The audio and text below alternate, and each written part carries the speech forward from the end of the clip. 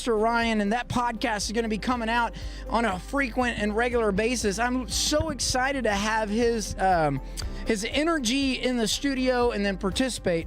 But today I have a special guest here with me. Her name is Jessica Moore.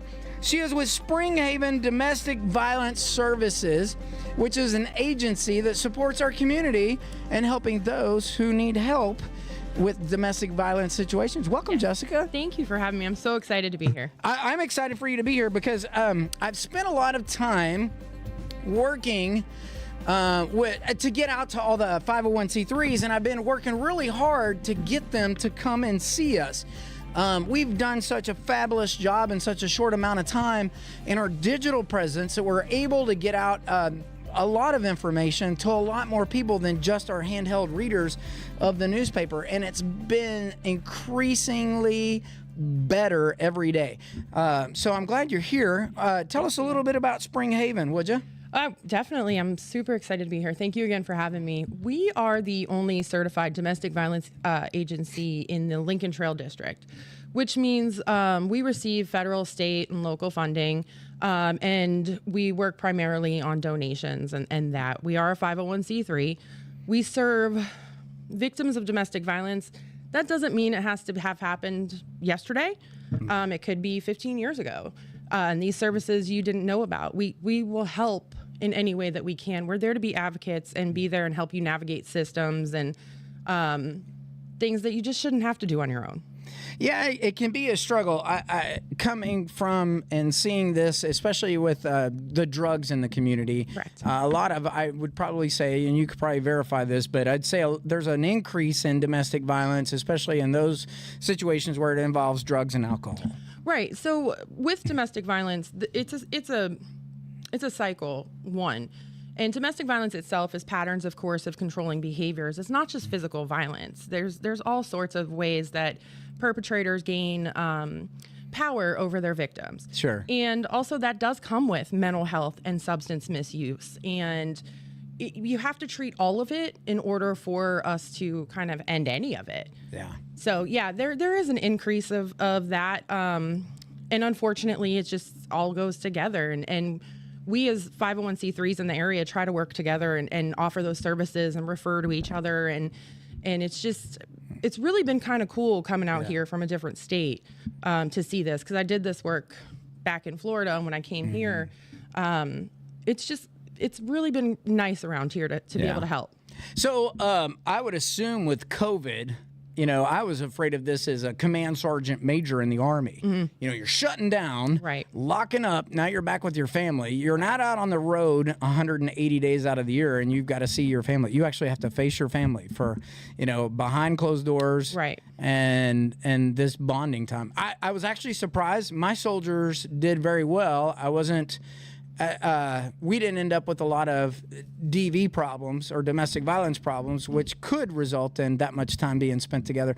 But I would assume that with patterns or cycles, that probably went up during COVID with people being deadlocked, not able to go anywhere. Yeah, it definitely did. And it stopped people from being able to reach out safely. And then also the other part of that, with kids not being in school, there wasn't that extra set of eyes to be able to see those things and make reports and kind of be there to help. So COVID did impact a lot of things, but we are on track to just kind of get back to, quote, normal. Yeah. But yeah, it's just really, it's a really complicated system. And to be able to come out here and talk to people about it is just means the world to me. Sure. I think I agree with you. It is a complicated system for several reasons. Mm-hmm. Whether there's a child that's in danger, or a wife with children in danger, or a husband in danger. The husbands are also victims too. Right. Cases are a little bit more rare because they're less reported because of egos or whatever, I don't care. Stigmas. Yeah, absolutely associated with the mental health in general. Right. Or the abuse in general. And it happens quite frequently. You'd be surprised, audience, to know that it happens more than you think, and it happens closer than you think it does. And domestic violence isn't just physical abuse, it's also verbal abuse and emotional abuse mentally. And financial. Financial is a big thing. We find with survivors that we serve that the financial abuse, I think it's like 90% of them report financial abuse as well as the physical. So it really just all kind of goes together. I mean, the first thing a perpetrator is going to do is kind of try and isolate you. And that normally happens with the verbal and the emotional abuse and that. So there's just so many steps to it. Yeah. But it's very important to me that people know that it's not just physical. So let's talk about I'm a victim. And I need help. What do I do? So really, I'm not a victim. I'm role playing for the audience.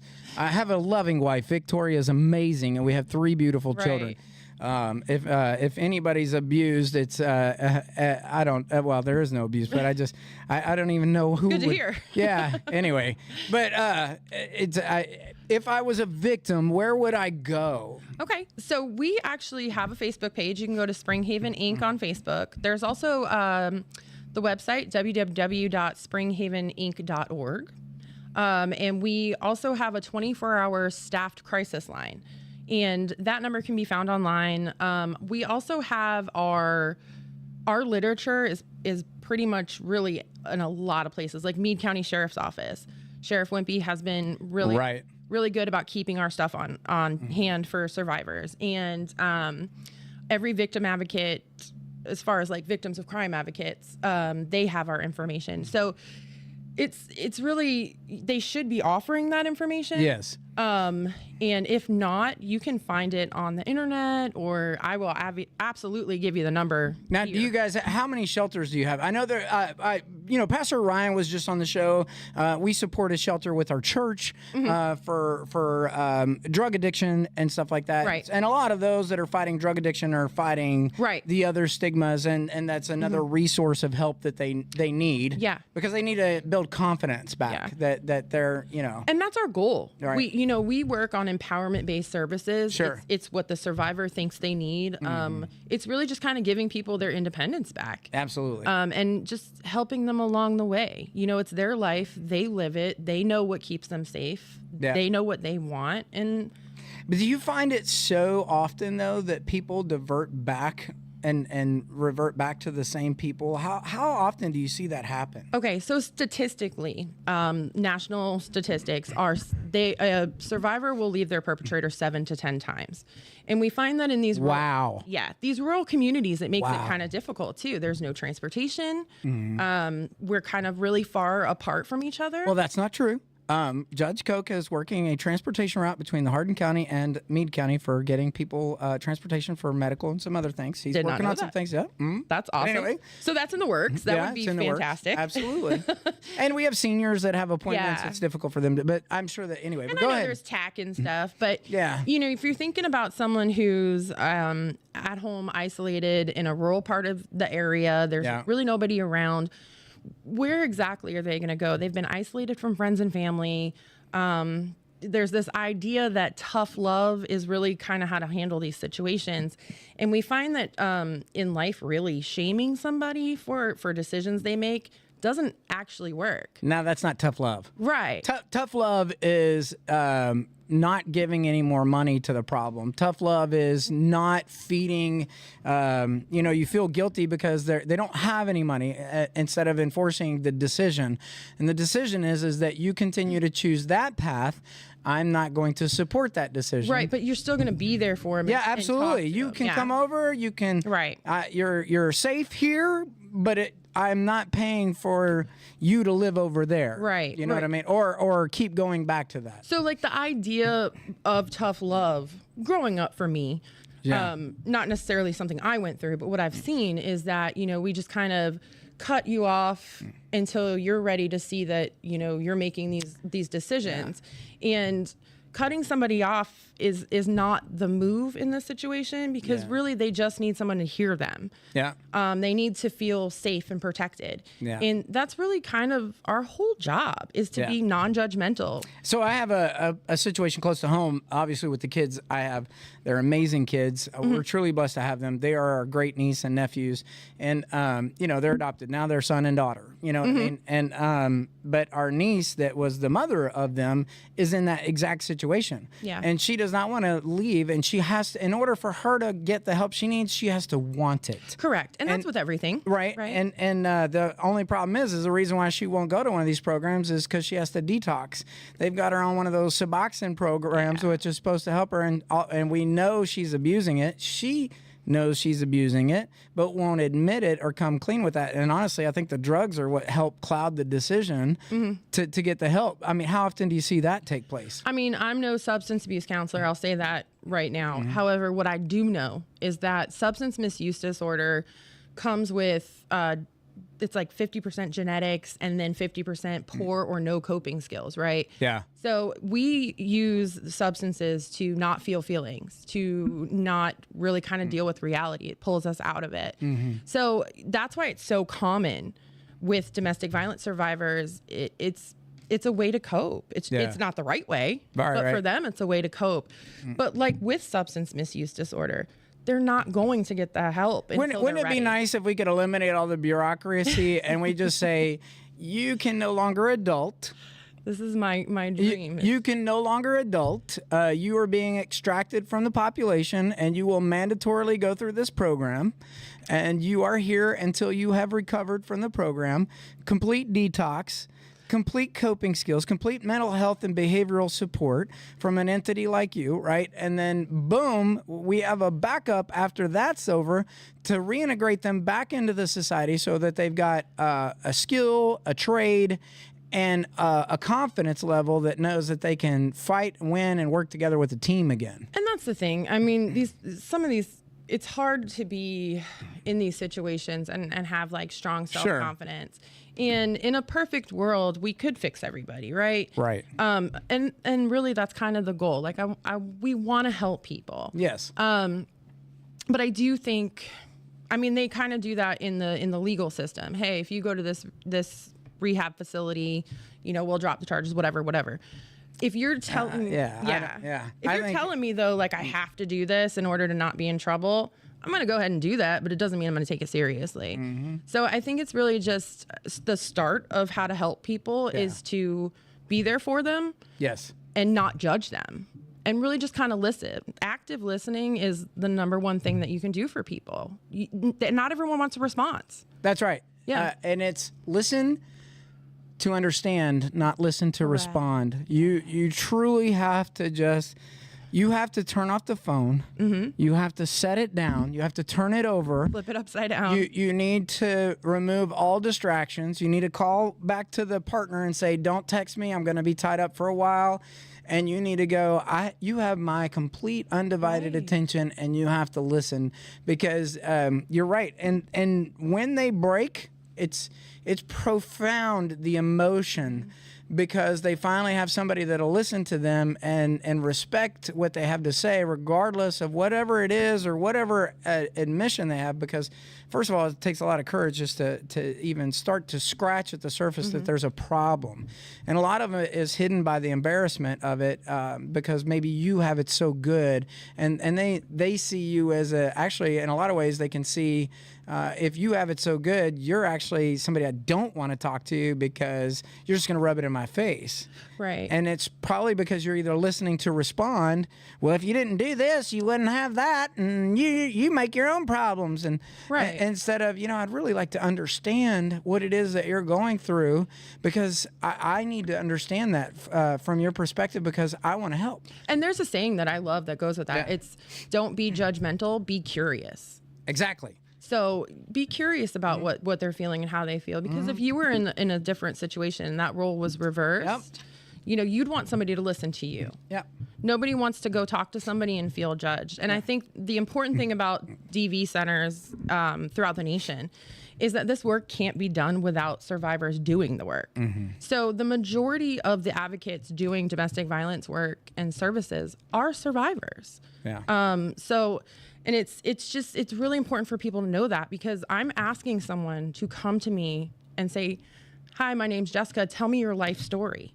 They don't know me. Yeah. So it's my job to build that rapport and let them know that I'm not here to judge them. Yeah, trust and credibility go a long way, but it takes a lot, and it's easily gone. Very. It can quickly go. You make one thing with folks in this situation, children especially, but if you make a promise, especially to a child that's probably had promises broken 500 times, same with a wife or a husband that's a victim, any victim. I'll just say any victim. They are looking to build trust, and it is not given freely. I mean, like it's like a cat that's been abandoned, and they're like, runs from you. They'll come get the food, but the minute they see you, they're gone. Are you the next person that's going to leave me? Exactly. Right. Or hit me, or abuse me, or you're all nice now, And I learned a long time ago, I don't make promises, because even with good intentions, if I don't fulfill that promise, it still lets that person know that I'm really not capable of fulfilling it. So I try not to do that. I know. I stopped. I didn't make any promises for my kids in their situation until the adoption was complete. I said, I promise I'll be your dad forever. You know what I mean? Yeah. Right. So and anyway, that's awesome. Yeah. So the Lincoln Trail District is a lot of counties. It's Meade, Breckenridge, Grayson County, LaRue County, Hardin County, Marion County, Nelson County, and I left one out. Washington? Washington County. My W looked like an H. In Washington County, you said you have about 23 employees right now. Total. So I have like 5 outreach advocates. A couple of them serve 2 to 3 counties. Yeah. And then I have shelter advocates, and then I just have like operations people. So how many shelters within those counties do you guys operate? We actually only have 1. Wow. Yeah. That's not a lot of safe places to go. It's not. And we've increased our bed space. When so we have a new leadership. It's Georgia Hensley is our new CEO. And then I'm the COO. And when Georgia came in... You mean you threw a coup? Yeah. Just kidding. Go ahead. When Georgia came in, she made a lot of really positive changes. Sure. And the first one she did was increase our bed space. We went from 25 beds to 35 beds. Now, the process we work under, if you call, I would rather you be safe and on an air mattress in our playroom than me have to say, I'm sorry, I don't have space. 100%. And I can buy hotel rooms for a few days. I can call our sister shelters throughout the state and see if they have bed space. I mean, we really should be working for you, trying to help you be safe. And that's the ultimate goal. Yeah. So how many other organizations provide this type of service that you guys know of? So the certified DV centers, all fall under the coalition, which is called Zero V. And there's 14 of us total throughout the state of Kentucky. Oh, wow. That's not a lot. And what's the caseload? So we don't really have a caseload. Well, let me ask you this a different way. Okay. How many domestic violence cases are there in those counties? It's got to be greater than what you can provide. Absolutely. Absolutely. What do you think the difference is between the number of people who need help and the number of people? You know how many people you're helping. How many do you think are out there that need help but don't get it? So if we really think about it, on average, 1 in 4 women will suffer domestic violence, and that's like really decent physical harm to them, and 1 in 7 men. Now, the age ranges... Our biggest age range that we would serve is 18 to 24. That's where like the majority of it is occurring, and that's who's reaching out really. But I would say that we're serving like a fraction. So what do you think? I mean, those are right out of high school. What is the gap? What are we losing in high school that we're not giving to our youth that are in that age group? What is it? So I think the fear of the education around domestic violence, I think sometimes when we want to go in and do these classes with them, it's more healthy relationships. And what really scares people is, statistically, prevention should start in the 4th grade. Wow. And that actually looks like, education around bullying, education around good and healthy touch, and healthy, just really healthy relationships. And then that progresses as they get older. I find that when you say the word domestic violence, people kind of just back off. Yeah. Just like when I'm down at an event and I have a giant domestic violence flyer or a sign, not everybody's going to stop and talk to me. It's really, I do think it's just stigma. I think it's also, as far as we've come with domestic violence awareness and education, we're still not where we need to be. I still hear a lot of, well, I've never been through that. Right. That may be true. However, someone that has. Yeah. They just haven't talked to you about it. Describe, probably, since you've been involved, how long have you been involved in this? So here in Kentucky, I've been here about 1.5 years at Spring Haven, but I've done this work approximately 10 years total. Okay. What brought you into this work? Oh, gosh. I honestly was working at the jail back home in Daytona Beach. Love that place, by the way. That's where I grew up. And I don't know. I was there for about 7 years, and I realized that my calling was helping people. And it just wasn't for me. So I ended up leaving, and I worked at a gas station, and some lady just came to me and handed me her card, and she was the shelter manager back there. And I started as a part-time overnight advocate, and I just realized that this was the help that I didn't know existed when I needed it. And it's just, I don't know, I just want people to have someone in their life that they can talk to and trust and not be judged. And I want to be that person. Yeah. Wow. That's a big step, and I wish there were more people like you, because there's not enough in the industry to support the problem that we have facing us. There isn't, but I would like to say the advocates at Spring Haven are just the most fantastic people I've ever met. Like I said, I've done this work a while, and they have they really truly care about people. Let's talk about the situation. I come in, I've told you I have this problem.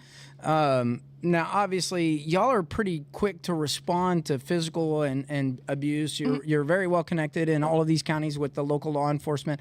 How fast are y'all able to react or respond legally on behalf of these folks with law enforcement in some of these domestic situations? So I will say this. This is the first time Spring Haven has had this. So when I first started at Spring Haven, I was the Meade and Breckenridge County Court Advocate. Okay. So my first 10 days here, I went knocking on doors, and I knew law enforcement is where I needed to go first, because early intervention is best. Yeah. Well, I mean, prevention's best, but early intervention is great. So I went and bugged Philip Wimpy, and I was like, hi, my name's Jessica. I'm the new victim advocate here for Spring Haven. You're not going to always like me. And I really need us to work together. He works well with that kind of influence. He does. He's very good. He probably said that. Yeah. That's good. I work well with that. Oh yeah. Him and I, we work well together. So we developed a program where his officers have our business cards. Yeah. When they respond to a scene, they offer our services, and they will call. And once the scene is cleared, we can go out there, or we can meet them at the sheriff's office to do the EPO process. Yeah, very good. With them. So that's good. You're speaking an acronym, so tell everybody what EPO process. I'm so sorry. I'm so used to that. I know. It's the Emergency Protection Order, which eventually will turn into a domestic violence order once they go through the system. So it's a restraining order. And what's the turnaround time for processing one of those once you have somebody that has that situation? So actually here in Meade County, it's pretty quick. I think it's Judge Crabessa and Judge Butler are the ones that kind of sign those, and they're really good about doing that. I will say that in the time that I've been here and what I've seen versus, what I've seen in Florida, the judges here really err on the side of caution, and that's very helpful for me and for Spring Haven. Well, and I know, Sheriff Wimpy, especially with the Tucker days, that long story. So it's very dear and passionate to his heart, as well as mine, and any other caring parent who loves any child or human for that matter would do the same. what? So you have how many in house now? Right now, is the house full or y'all? It's full. I think we have 35 right now. But that does not mean, folks, that if No. you are out there and you need help, you can still call. What's the number to call if you wanted the hotline again? So the 24-hour hotline is 270-769-1234. And if you're in Meade County, I'm going to tell you, if you're in a situation where abuse exists and it's gotten, and you're fearful that it could get to the point that it's really bad, prevention is helpful, but intervention is also important. But don't be afraid. I know that Sheriff Wimpy and his deputies are always available. If you're inside the city limits, of course, the Brandenburg PD, but Right. They're all equally tagged up with this organization in order to help. And Springhaven Domestic Violence Services are really dedicated. And it'd be surprised. I bet people would be surprised to know that it's not just lower income. It's not just For sure. the age group that you talked about. Right. It exists Everywhere. everywhere. Yeah. Everyone's affected by this. Yes, absolutely. For the program and your program, are you teamed up with any of the others locally, or how many are, and any of the drug addiction programs? So we work with Communicare. We actually have a grant with them. It's called the Women to Work Project. And that actually deals with, they do substance misuse and mental health, things like that as well. We work with Silverleaf very closely. As you know, Silverleaf doesn't have a shelter for their sex assault victims. Yep. So if there's somebody that needs to be housed, we will house them. Yep, I'm familiar with that as well for my kids. So, Yeah, so, and some yeah, of the we're- exposure they had. Yeah, So we're working really closely with them. I mean, right now, Georgia and I have only been in our position since December. So we're really just trying to get out there and build these relationships back up. You have, and not only that, but the awareness has increased because of your awareness, has increased your activity. Right. And so I would remind everybody that's on the show that this is a 501c3. They are dedicated to our community. And if you believe in supporting this cause, you can make your donations to them. You can find them on Facebook. Yep. We have PayPal. There's links, donor links that you can click on. And then also, if you follow our Facebook page, we announce a lot of the events and stuff that we're doing. Yep. We have a couple fundraisers coming up, and we want to hold one here in the Brandenburg area. I think it's like end of summer, beginning of fall. I know somebody that might be able to help you market that a little bit. So yeah. That would be awesome. It's called The Messenger. Have you heard of yeah, them? those Have you guys. heard of them? Yeah. Anyway, well, listen, I just want to say it's been a great day having you on this show. Is there anything you want to leave the audience with before we go? I just want to say thank you, and thanks for watching and just listening to what I have to say.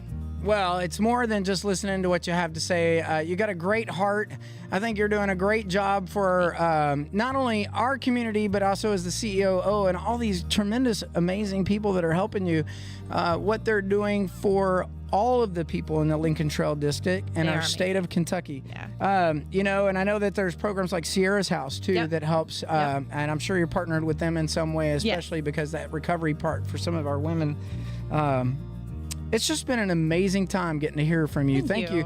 I look forward to what you guys do for Meade County, and I hope to be a part of the progress that y'all make as the Meade Media Group works with you closely. Thank so look you. for more stories, folks, from them as we continue to grow our reach with the Meade Messenger and the Messenger Studios, or it's the Messenger, I'm sorry. And we got our new logo. Guys, check out the paper today, our new logo. And I want to send an apology out.